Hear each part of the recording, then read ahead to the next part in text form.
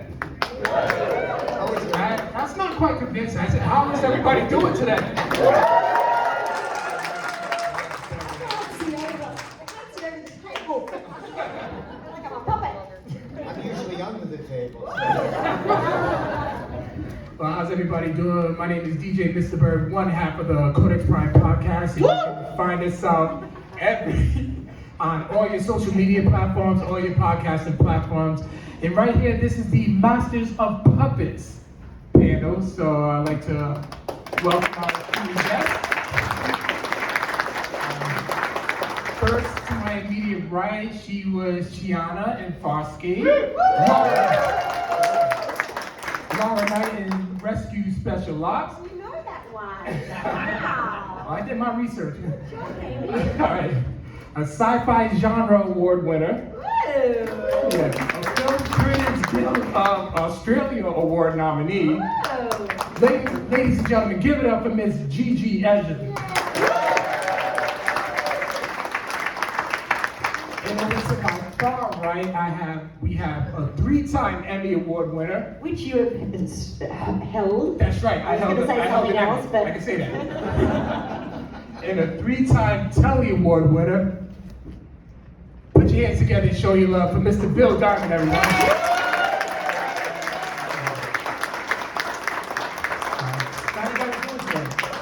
Good. It's great to see everybody out there. How are That's you? it. Yourselves a big hand. How many Rhode Island Comic Cons has everyone been to? I think this is, The 10th. it's a 10? Yeah. But how many have you been to? At least 6. 6? I think I've been to about, I think I'm 3 or 4 in. I lose count. Oh, see, I'm better. I'm getting old. No, you're not. Ah! You don't get old, you get better. Well, I'm pretty bad, like a fine wine.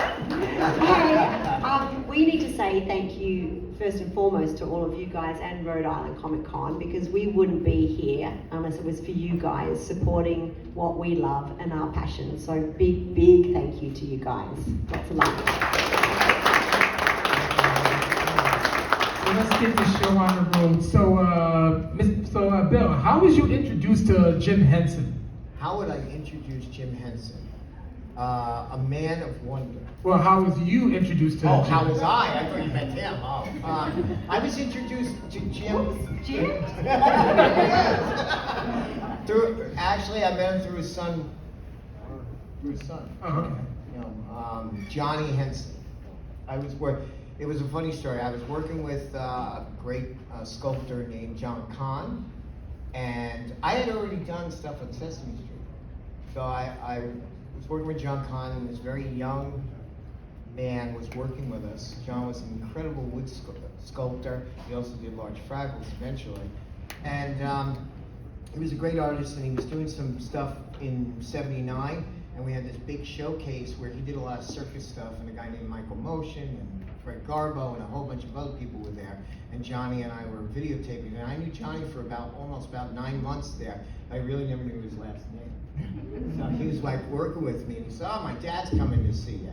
And I had heard a rumor that Henson was coming in. We were up in this loft and that type of thing, but I never, and then he walked in, and I remember filming him walking in this crowd, and John says, "My father wants to meet you." And I looked at him, "What?" "Yeah, that's my dad."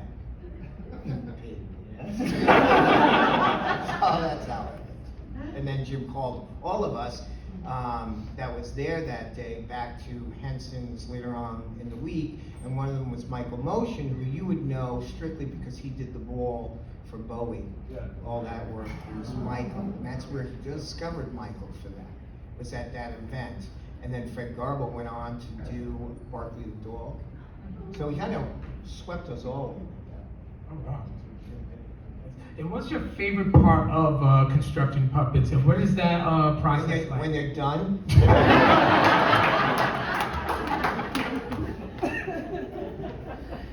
But what is the the creative process like when it comes to constructing puppets? Like, are you the one who? I usually illustrate them out, what's going to be done, and I kind of know who the puppeteer will be at that point. And then based on that, or we know who we want what it to be. And then for my drawings, I may do the original sculpt on them, and then I have a great artist named Tammy who does a lot of the costuming and stuff. If you ever go to the show Edwards Twins, have anyone ever seen the Edwards Twins?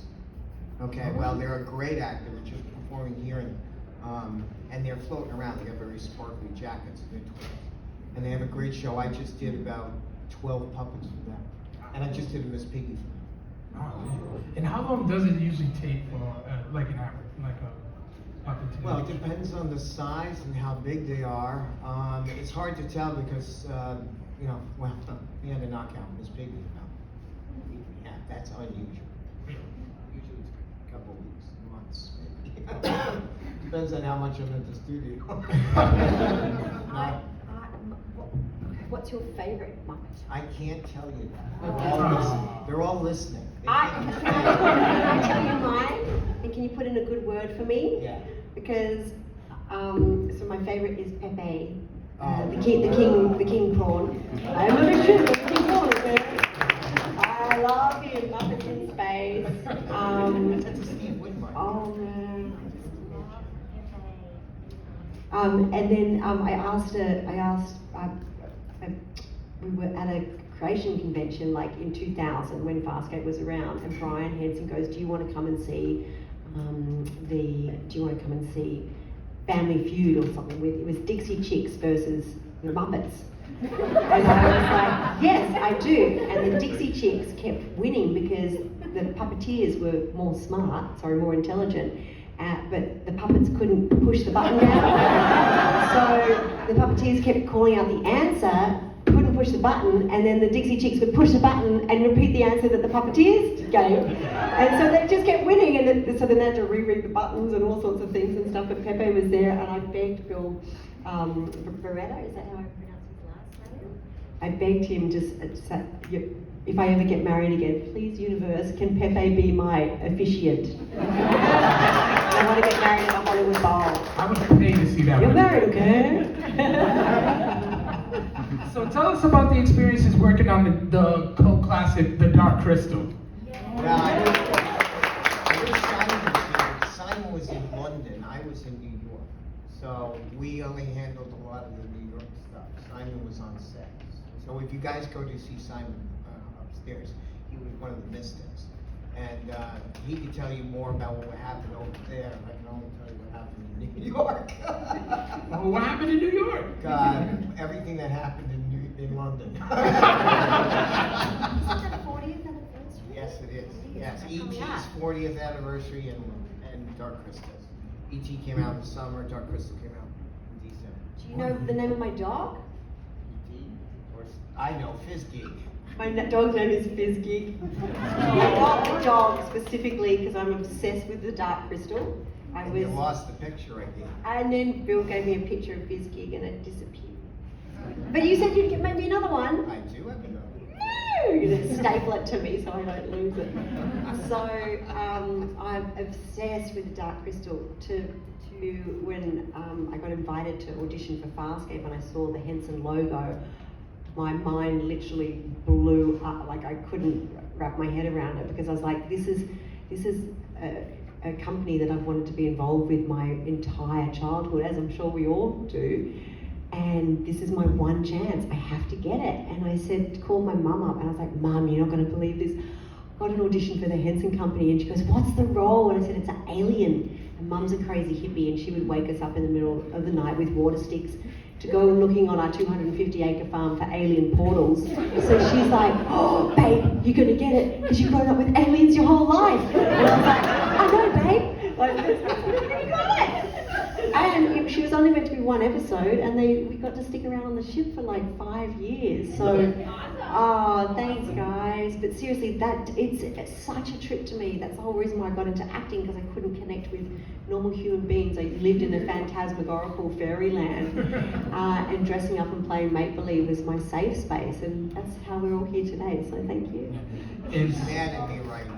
I'm not mad at you. Yeah, you know why? Because I didn't bring Pilot for you. Oh yes, I did. I said, why would you like doing photo ops with Pilot? Where's my I did a Pilot? replica Pilot for one show, and now she's saying, Where is he? You're dubbed. I'm dubbed. Dubbed. Frau you. Well, speaking of the Dark Crystal, we do have the man who played Ursel, the Mystic Chanter, from the Dark Crystal. He also played Max Rebo in Return of the Jedi. Party people, give it up for Mr. Simon Williamson.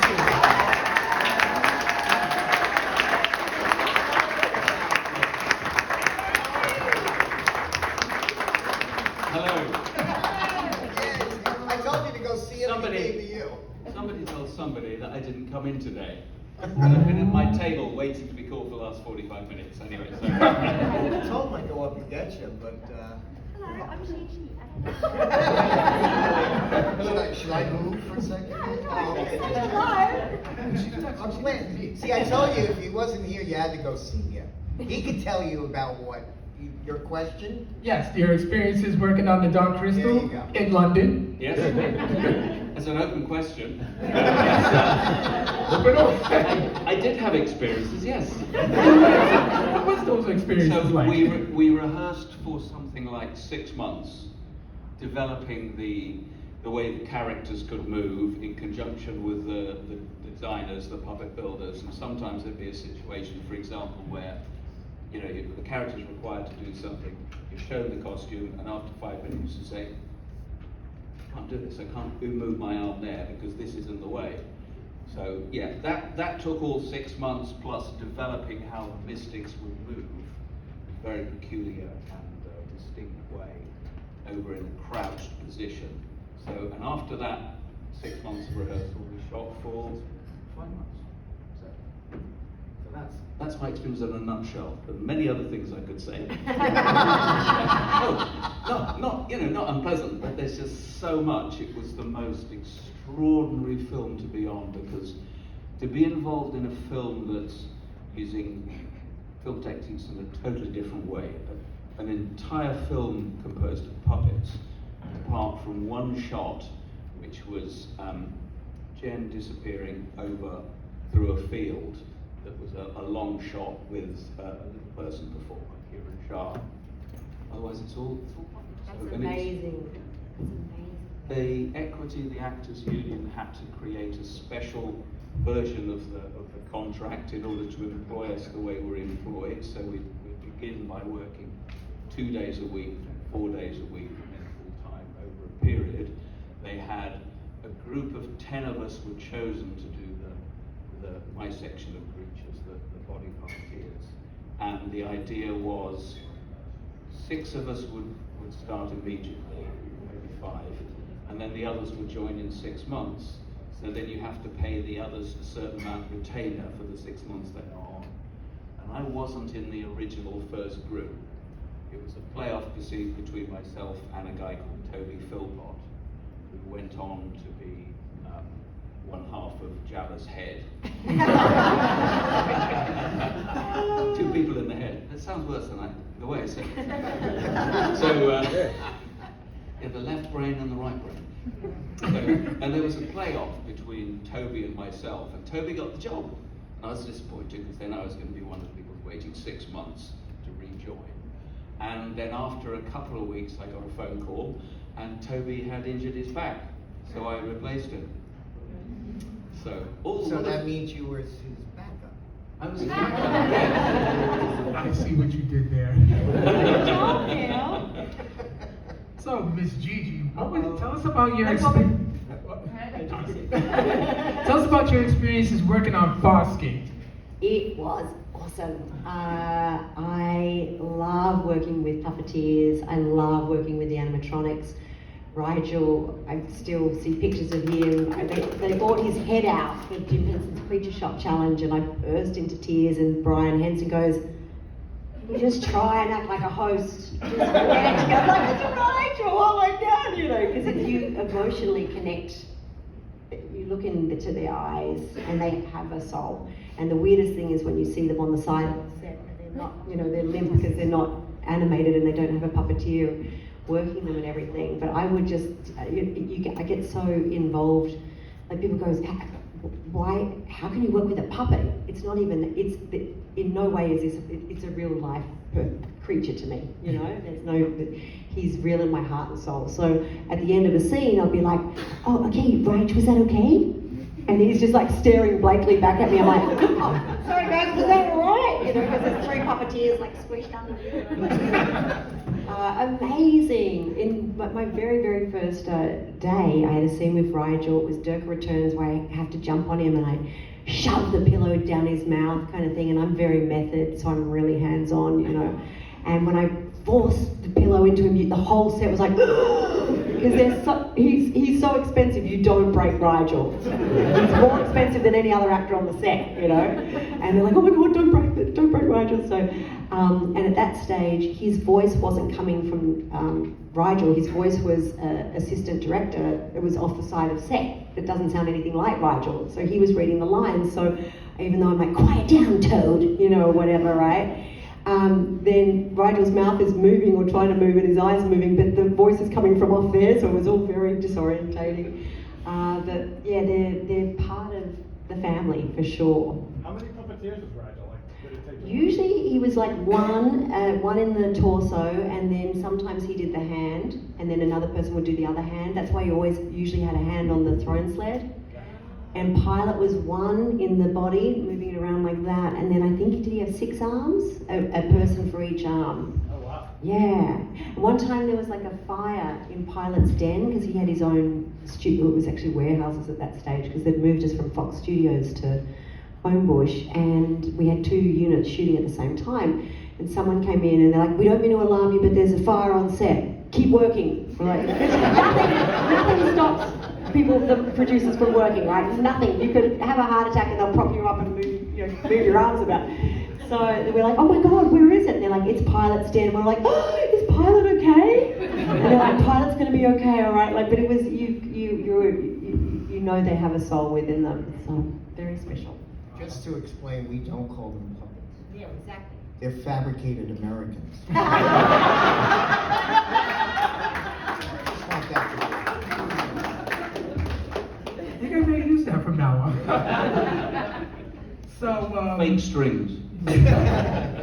So with the advancements of, within technology, with CGI and motion captures, do you think puppeteering could possibly become a lost art form? Not in Washington. Okay.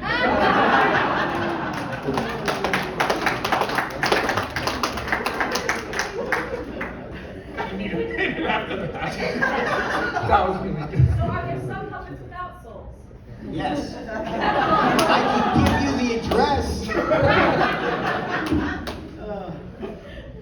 That was good. All right. I've been laughing at that one for weeks.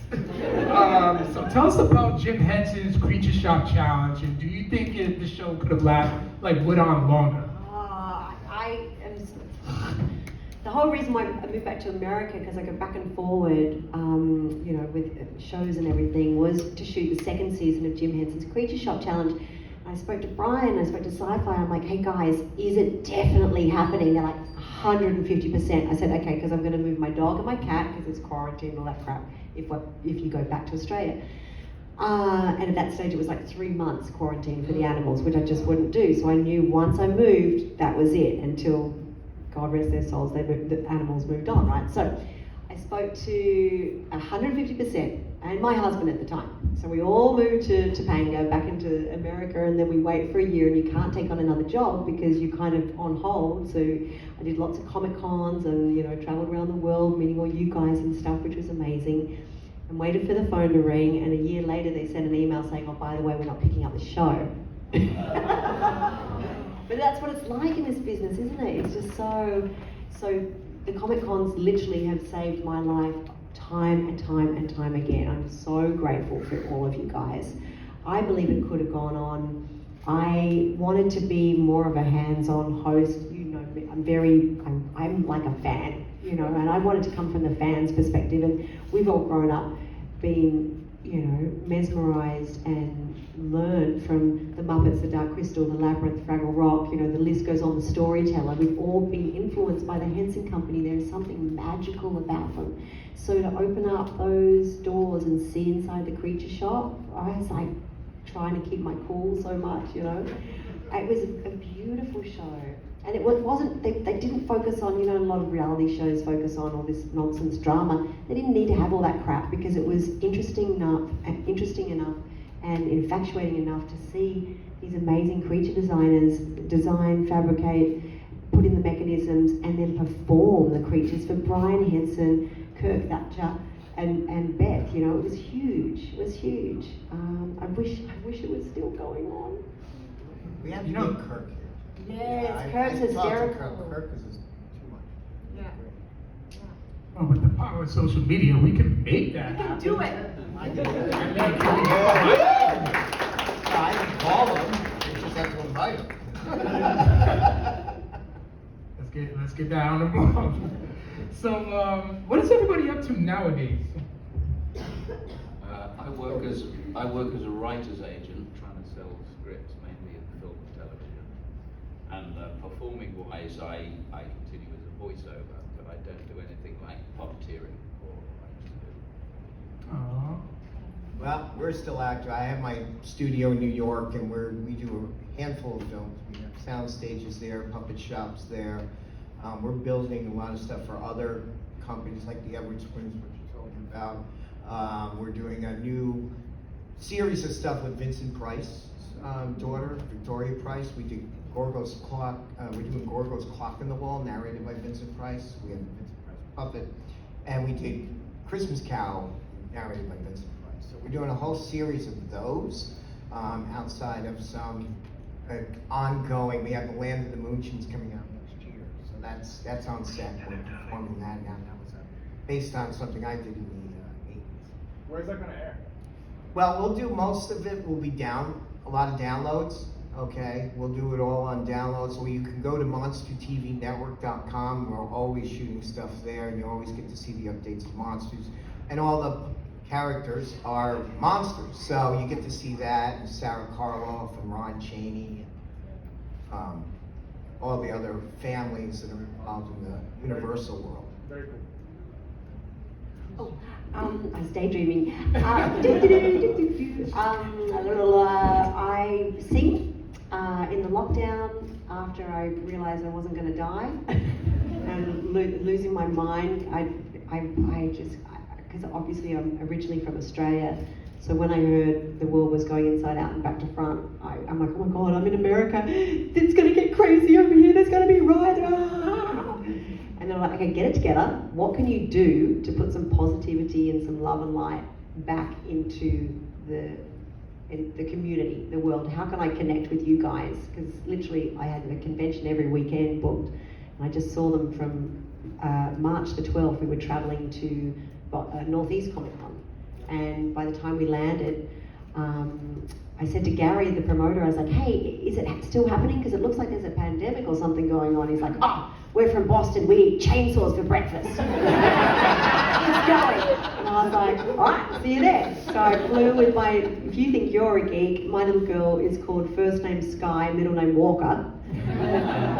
So Skywalker and baby daddy and I were in the air, and by the time we landed, that show got canned, and every show after that. So I started a Twitch show. It was a place to be. You know, it was at 5 o'clock for an hour. We played games with subscribers. I got Rockney on there. I'll say the character names. I got Craze, Dargo, Grazer, Braca, Duncan Young, who wore a lot of the, oh, I almost said Skexy. Oh my God, I love the Scarons. Jeez, the Scarons outfits and stuff, and we did interviews because I knew that they were trapped in a home and they couldn't run away from me. So I was like, hey. So that's all on there. And Rockney literally said about the revival, because just before the world shut down, Rockney called me up and he's like, you're not pregnant, are you? I'm like, who is this? Who are you? Not that I'm aware of. Would you like to be? Come over. So I was like, what is happening? He goes, because we need you. And I went, what? And he goes, because Farscape's coming back, original cast members, and we're going to film it in Australia around Christmas time. And I was like, well, yeah. And then I said, if you want to build the excitement and everything, let's do the Comic Cons. He goes, okay, I'll speak to Brian Henson about it. Brian's assistant called me up. She's like, what do you got? And I was like, I think we should do San Diego Comic Con, Dragon Con, and WinterCon. And we did. And thousands of people, they've cut together a trailer, it's all coming back. Like, I was like, oh my gosh, this is finally happening, what a trip. And then the world shut down. So it still is floating out there in the ether, who knows? So in the need to have that. Right? Yeah. So in the, don't float, do. Yes. So in the meantime, I've made a few music videos to put some good energy back out there, and I love directing and creating, and all of them I'm body painted because I like getting painted. I don't know, kind of weird. Yeah, but it's all. I've got a website which is gigiedgley.com. It's just my name.com, so you can check it all out there too. Okay, so I would like to open the floor to anybody with questions. You can just come to the mic if anybody has a few. Not shy. Yeah, there you go. All right, what's your name and where you from? I'm Kat Sullivan. I'm from Connecticut. All right. So I had a different question, but now I need to know. How do you find an alien portal? And a lot of, mushrooms? No, just kidding. I kind of feel like we've all gone through one in the last 3 years. I feel like we're living in an upside down world. I'm a big believer of alternate realities all going on at the same time. I have You so are many. an alternative. I think right? Yeah. I see what you did there. I see what you did there. Totally. I don't know, I feel like we're constantly finding alien civilizations and we're just not aware of it. Very cool. I think you should do a survey poll so that you could get votes for whether the project that you have canceled should recommence, and I think you'd have a really great response from that.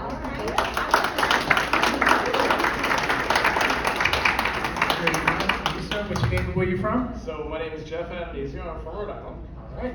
And my question is, so there's, I heard a lot about in the creation of the Mystics and Skeksis that it was kept very secret from the two sides what the other side was doing, and so you didn't get to see them until you actually saw the puppets. I don't know if that's true or not, but can you guys maybe elaborate on that? I don't think we became secret, but because the mystics it's very physical work, and you're bent over in crouched positions. We're in a certain workshop area, a certain building, whereas the Skeksis were all upright, essentially. So it wasn't the same degree of physical hardship required. So we would be going off training our bodies to be able to hold these positions. So I don't think we kept separate, but... So you knew what the Skeksis were going to look like, even though you're working on the Mystics? Yeah, we would have seen them at certain points. Yeah, Yeah, there were sculpts. Oh, okay. There were maquettes that Jim had. So we kind of got an idea of what they were, because I saw them in New York, and I'm sure they went over to you. Yeah. The other thing is, they shot The Great Muppet Caper and Dark Crystal back to back. So the Skeksis performers were essentially Muppeteers. So they would have been busy shooting The Great Muppet Caper, while the Mystics were still in their tracksuits, bent over in positions, developing all the creatures, and Gartham as well. So we were kind of rehearsing while they were actually physically shooting. And we would come together, I think it's on a Friday evening. Jim would give puppeteering classes in the workshop where the Mystics were created. We rehearsed in a large mirror. And basically, Jim taught the rudiments of puppetry to the body performers that I was one of, that hadn't really done puppeteering before. So that we were ready when they might need extra puppets for The Great Muppet Caper on a couple of days. Are the two of you upstairs somewhere for autographs? Because I've got a script from Farscape, and I'd love to get your Yeah, signatures we're, on He's that. upstairs on the fifth floor, I'm on the second. I'm at the bottom of the escalator. Okay. Thank you. You're welcome. Come see us. Actually see him. And by the way, I'm wearing this T-shirt because I've got 5 Funko Pops I can sign. It's Max Rebo, the Lemurian Guard, Ursula the Chanter from Dark Crystal. I'm the Eye Blinks of Nine Numb, and I'm one of about 40 puppeteers at one stage on Little Shop of Horrors.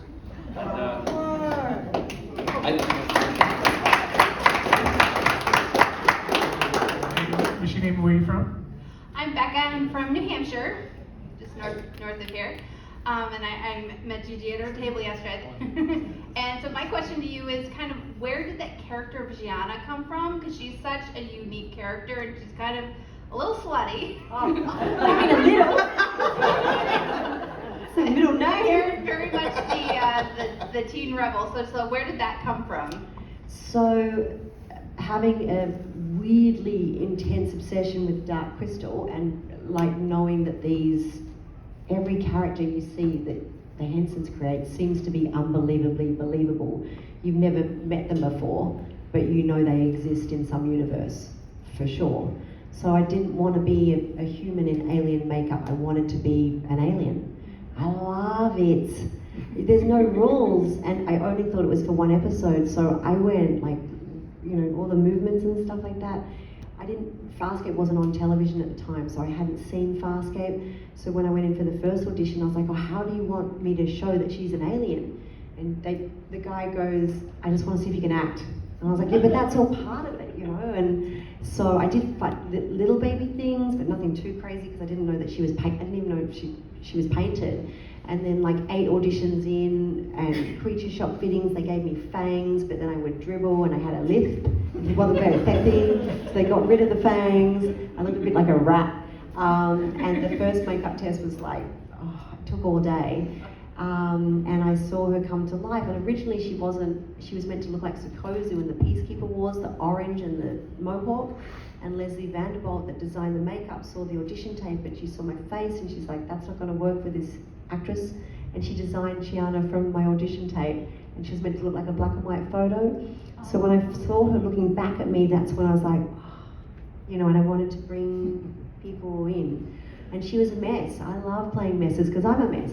And we're all a bit messy, and I think it's good because that's how you connect, because you can be real, I find it hard, some of the new comic book movies where the heroes are so heroic. I don't connect with them because I don't find them real. Like I love Deadpool or Ant-Man or something where they're just silly and a bit messy and yes, so it was an honour. Thank you so much. Hello everyone, my name is Rose. I'm from Connecticut. I've always been fascinated with puppetry, and I consider myself to be an amateur puppeteer. Was just wondering if you had any advice for people just getting started, or how people can increase on their skills already. So one of the things I would suggest, and then he'll answer that you ever hear the Stan Winston School of Character Arts? I haven't, but I'll do my best. Well, I'm one of their teachers. So you can go, not only that B.G. Geiger does puppet building, I do a class that you can download called Puppet Performance on the Stan Winston School of Character Arts. And you can go to that, and that can help you, plus the many other things that Stan Winston, if you know who Stan Winston was, and Matt Winston. So they have this wonderful school that can teach all these techniques. I'm one of their teachers. So that's a great place to go. It's very specific advice. So you're kind of teaching there, so it's very specific. Well, generally, I think with anything, you just got to put the work in, put the practice in. Is it something like they say you need, is it 1,000 hours or 10,000 hours to kind of become a master at something? So if you keep on working at something and believe in yourself and don't be discouraged, because there's lots of, in the creative world, there are lots of things that can discourage you. Just keep on and you will get better. And you'll not only get better, you'll master the craft, but you'll develop that area that is specific to you, that is your individuality. So just keep going. And one of the best things you can do is, not only outside of performing in a mirror, most of my puppeteers that work on television, I make them do live shows. Because the interaction of live with real people, if you can do that live, you can do it on TV. All right, thank you both so much. You're welcome. Hello. My name is Ben. I'm a local from Coventry, and quick question about the Jim Henson Creature Creation Shop. So I remember when it was on TV, I was a little younger, but I was looking all over every scene for specifically one puppet in particular. I was looking for Bear from Bear in the Big Blue House. Was he in there at all? Creature Shop Challenge? Yes. No, but you can go to Noel McNeil Perform Bear. Yeah. And Noel's a wonderful guy, great friend. I think he's doing some workshops. Yeah. He has a great website, and go to Noel McNeil And you know, he does some little courses and things like that on his site, so you can go check him out. If you're looking about there. Yeah, I'd love to. Thank you. Oh, okay. She was waiting for you, by the way. My name's Gavin. I'm a local from Rhode Island. I don't really have a question. I just want to show off this muffin. Hi. It's the cat from the game Persona 5. I made it as a joke because my friend, he's got a costume of the main character, and he said, "We bring a plushie." No, I'm making a muppet. So I made a muppet. I made a muppet. Very cool. Yeah. He's really Great. How long did it take you? A couple of months. Wow. Let's have a look at him. I can't It's all see him. hand sewed. Oh, nice. You look pretty handy with it. You like to believe. Great, great. Have you performed with him anywhere? I went to Anime Boston with him. This is cool. And that's part of the live performing. You get around and explore with your characters and create characters from drawings and working. That's what puppetry is about, the interaction. Keep it up. Thank you. In the air. Up in the air. In the air. Thank you. Not here, up here. Up, no, higher. Higher. I think you're waving taxis down. There you go. Doing the shoulder blade, Bob. There you go.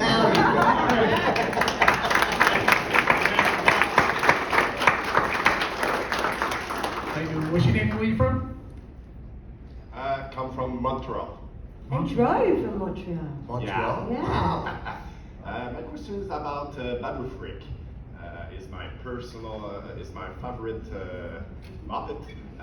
Which, sorry? Babu Frick. Babu Frick. Yeah. Did you make it or? I'm not a builder, I'm a performer only, so. And I didn't build it. Sorry. That's Jedi? Is that Jedi? What movie it's from? It's from, I don't remember. The last of the new. Oh, the last of the ones. Skywalker. Yeah. I would have, if you said early on, I would have said Rick Baker, but it's not Rick. I don't know. I don't know who's building for them. I don't think it was a creature shop thing. Okay. No, I'm not sure. Bill Scoundrel's in charge of them. Is he a builder or is he just a... I think he's just working. Right. Of the coordinator. I don't think he's a builder. I don't. Several be films honest with you. ones I did. What they're doing on Disney Plus, I really don't know. To be honest with you right now, but there was a lot of great people there. That all started at some of them, like Chris, who built C-3PO. He was a 501st guy, and he built them so well that they brought him in. Wow. Oh yeah, cool. Cool to know. Thank you. Thank you.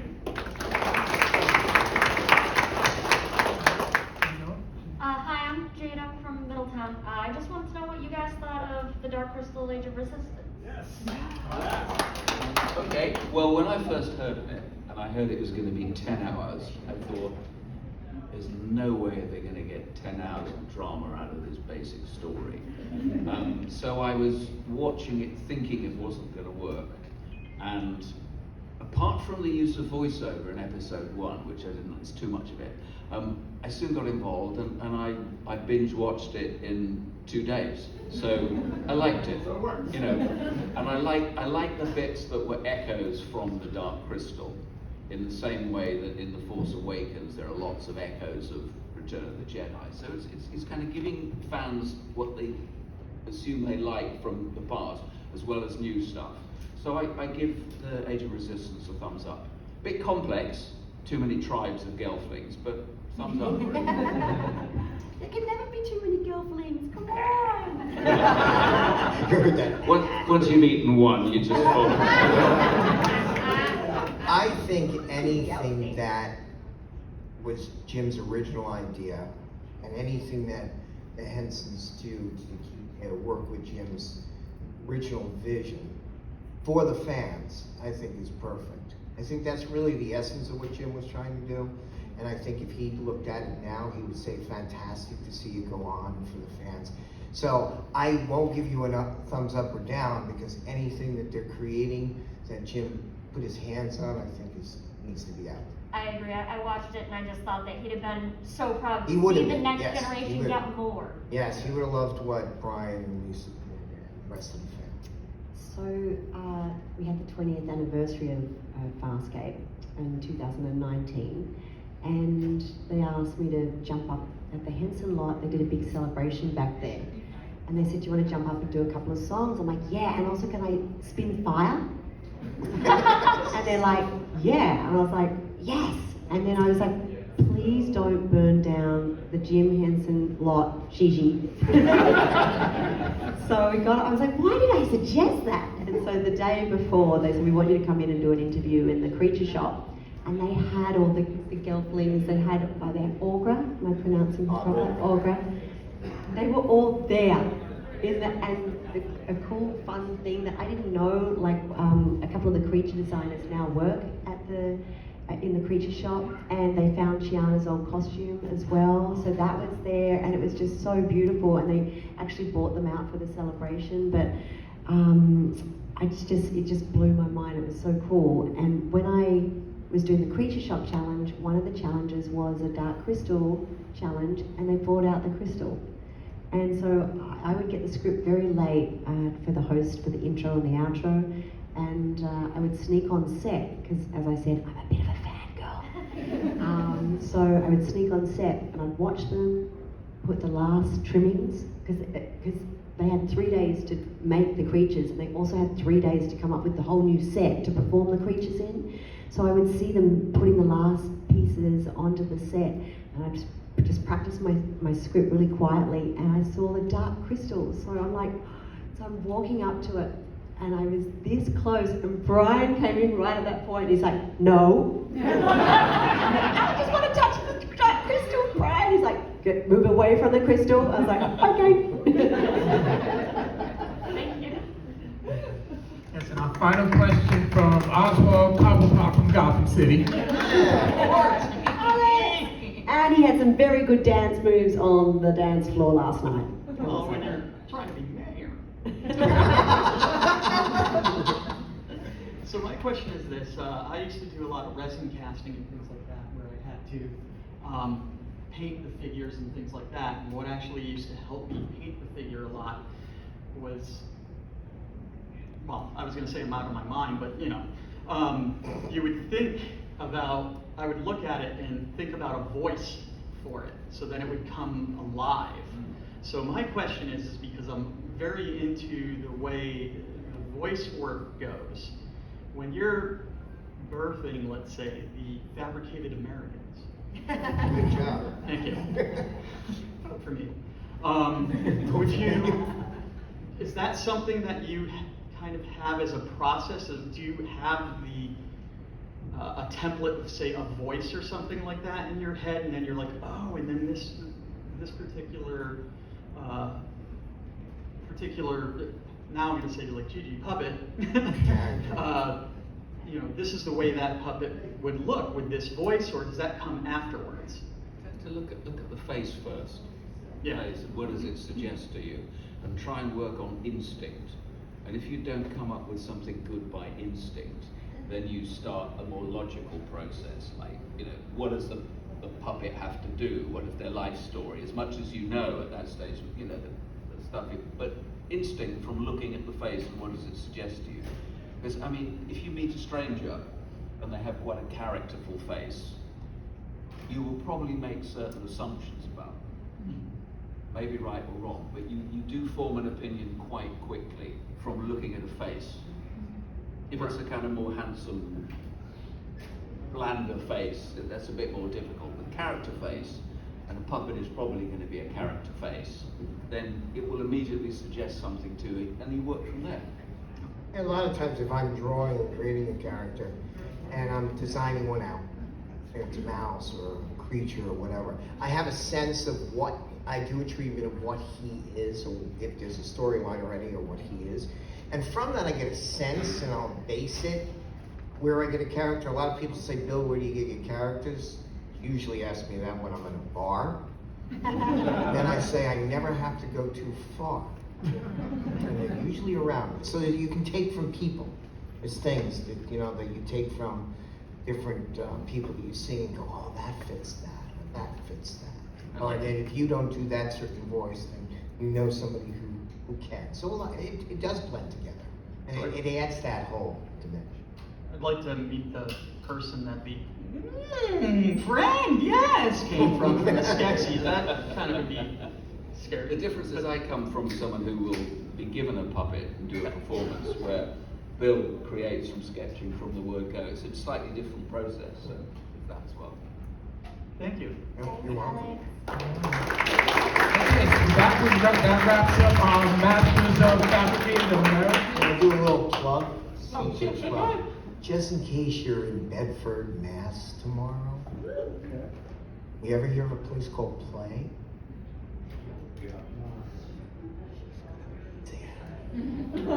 So am I. And a couple of other surprises tomorrow night. Just in case you didn't hear this from me. What time? What time? The show will be closed here. After 6. You said in Bedford, Mass? Yeah, the place is called Play. All right, so yes, that wraps up our Masters of Fabricated Americas. Please.